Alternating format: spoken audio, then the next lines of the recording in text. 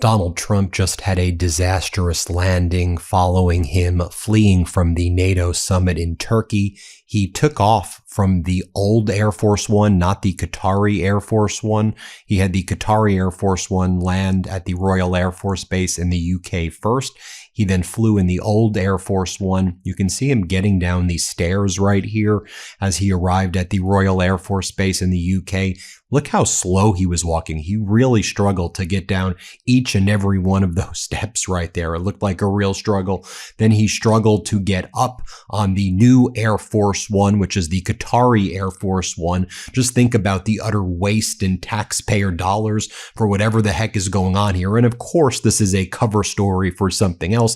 I'm sure we will learn about what really happened, why they couldn't fly using the Qatari Air Force One from Turkey, which is obviously very close to Iran. Then Donald Trump held a press conference on the Air Force One where we now have some video of what went down, and it was a disaster. Donald Trump talked about how we just hit Iran very hard, referencing the massive military strikes that just took place, and the U.S. struck pretty deep within Iran too, targeting airports and other infrastructure as well, railways. I saw Donald Trump says we're going to hit them 20 times as hard as they hit us. But Donald Trump said, good news, everybody. We just got a call from Iran, and Iran wants to make a deal so badly. They want to do a deal with us so badly right now. They just called me. And of course, Donald Trump is lying. We're back to this fraud cycle from March where he lies and says Iran calls him and they want to do a deal so badly. No, the truth is Donald Trump ripped to shreds his own memorandum of understanding. Frankly, he violated it right after he held it up in Versailles. Donald Trump basically surrendered through that memorandum of understanding document. He tried to achieve through fraud that which he couldn't in the war. And now Donald Trump is sending the United States into a catastrophic economic nightmare, which most Americans already feel, as we are depleted our strategic reserves, which Iran knows. And Iran's not going to give up. They don't want to make a deal, and they're about to hit back very, very hard, likely close down the Strait of Hormuz. But here's what Donald Trump said so you can hear it for yourself. Play this clip. What do you have, Daniel? Is it conclusive that there are strikes ongoing in Iran, sir? We just hit them very hard. And I say we hit them 20 to 1. Every time they hit us, we're going to hit them 20. And we did it last night. They did a little something today, but it was really retribution for last night. They hit actually 3 boats, not 2. And when they hit, we hit back much harder. Are we returning to a full-scale military conflict, sir? I don't know. I don't know. We'd win it very quickly. It's another way of doing it. We have many ways we could win, but we've already won militarily. They have very little left, and they want to make a deal so badly. They called a little while ago. They want to make a deal so badly. I just don't know if they're worthy of making a deal. I don't know that they're going to honor the deal. That's the problem. If they want to make a deal, why do you think they attacked commercial vessels? Because they're sort of crazy, to be honest with you. They're sort of crazy. They're a little bit out of control, but they want to make a deal badly. Then Donald Trump said, I deserve a Nobel Peace Prize because I settled 8 wars. And that's what I was talking about at NATO today. Give me a Nobel Peace Prize. You didn't settle 8 wars. You just are a pathological liar about everything. The world is a far more dangerous, war-riddled place right now. As a result, you're saying this while you are launching more catastrophic and unlawful attacks on Iran. Here, play this clip. Nobel Prize for Peace. She said, I can't believe I won it. The only one that should win it is Trump. Actually, they probably will do the wrong thing. It's very sad with Norway, but I would say I should have won that award more than anybody that ever received the Nobel Peace Prize. Because nobody settled wars. I settled 8 of them. Because of a certain type of personality, I was able to settle. Then a reporter says, so are you going to pull troops from Europe? And Donald Trump, who just says he wants a Nobel Peace Prize again, says, it will depend on if they give me Greenland, essentially. depends on what they do with Greenland, because Donald Trump at NATO kept on talking about seizing, conquering, taking Greenland, and that's why he hates NATO, because they won't give him Greenland. That's where we're back at that. We're back at the March cycle of Iran wants to, make a deal so badly. We're back at the January cycle of Greenland. He is truly a deranged psychopath. And I think part of the goal of this, in addition to being a deranged psychopath, is just to wear everybody out. Because the depths of depravity and psychoticness, at some point, some people are like, really, we're going there. What do you want to do? But it's not going to make Iran stop. Iran is prepared to defend its civilization, and they will be launching massive counterattacks.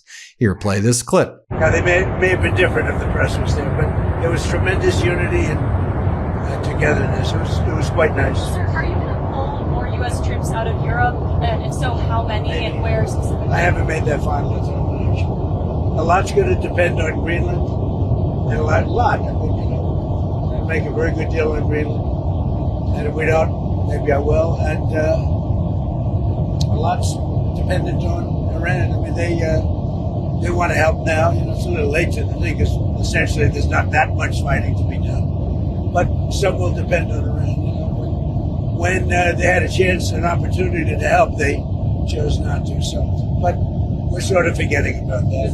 And now they want to help. They all want to go in. They want to help Iran so badly, but we don't really need help. It's little things, but we don't really need help. Then Donald Trump lies and says that prescription drug prices have never been cheaper. We did a most favored nations where drug prices are now down 400 to 500%, which you all know if you get prescription drug prices, that's absolutely false, that the price of healthcare has not gone down. The Trump regime did rip healthcare away from millions of Americans, but listen to what he has to say here. Play this clip. Prescription drugs have come down 400 to 500 to 600% under Trump. And that alone should win us the midterms. And the Democrats will terminate it and try and blame somebody else like us, as I call it, the Democrats.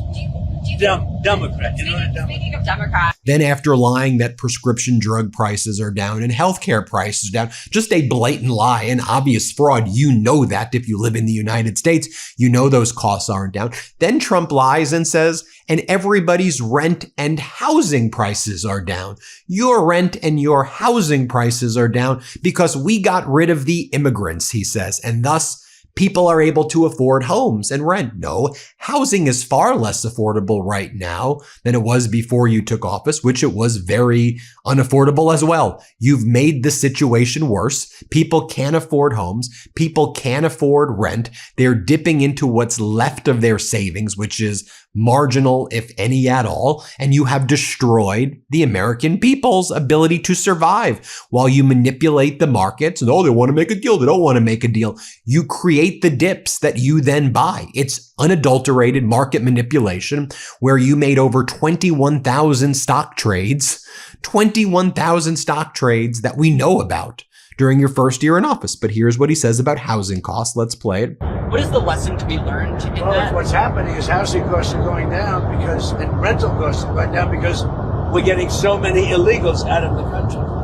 But Joe Biden raised the cost of housing by 40 and 50%. The cost of rental, because they were housing illegal aliens in all of those empty units. And now they're coming down because we're removing people that are here illegally, criminals, from the Congo, from Venezuela. We love Venezuela, but Maduro emptied out his jails.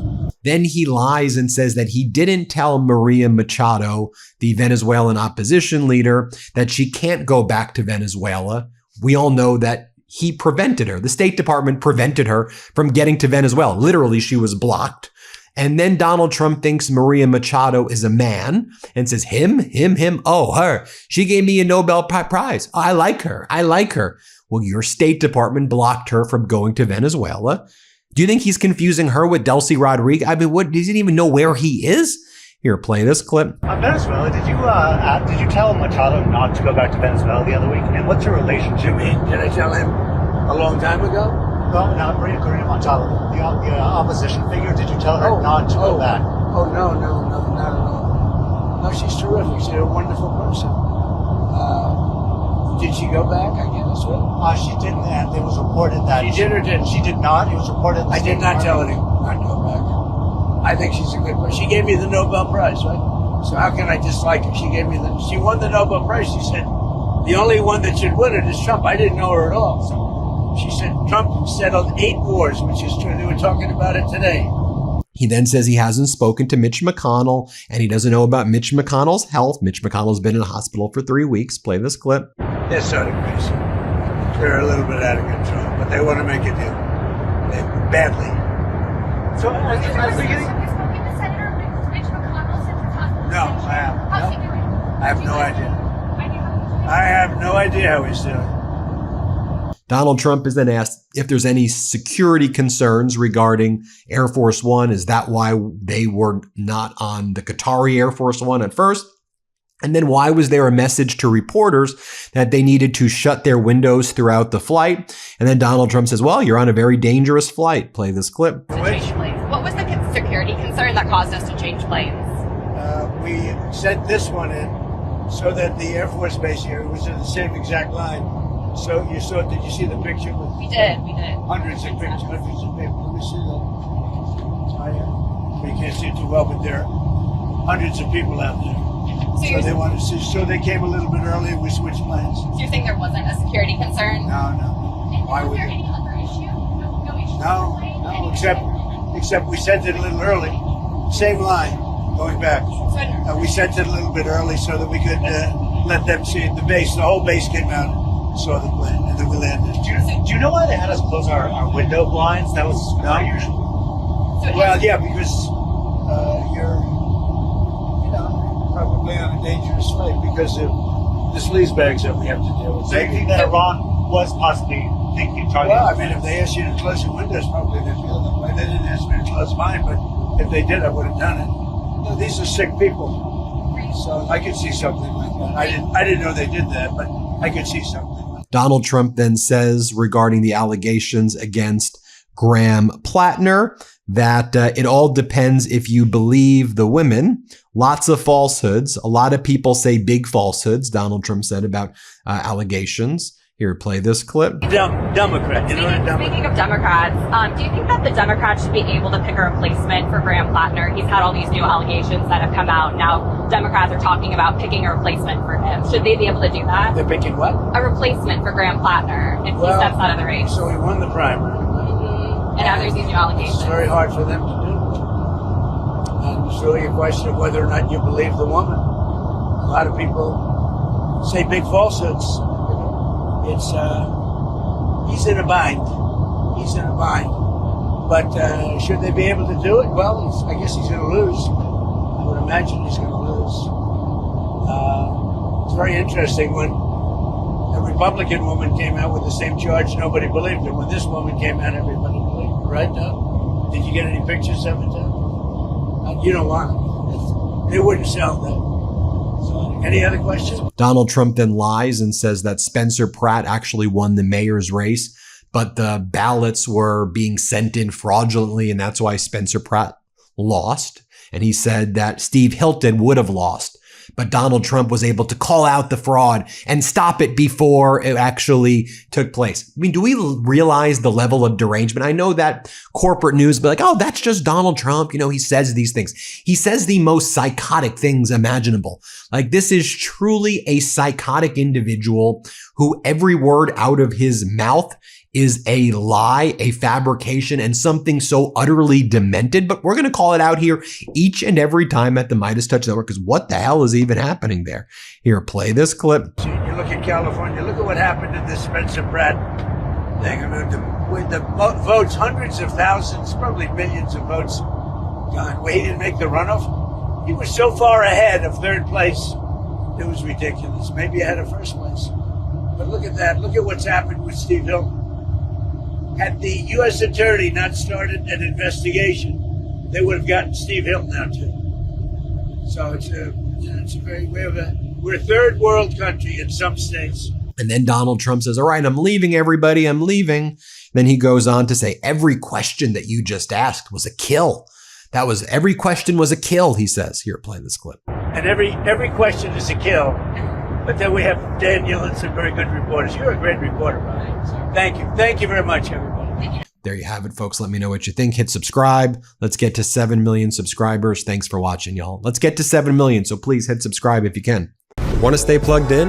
Become a subscriber to our Substack at MeidasPlus.com. You'll get daily recaps from Ron Filipkowski, ad-free episodes of our podcast, and more exclusive content only available at MeidasPlus.com.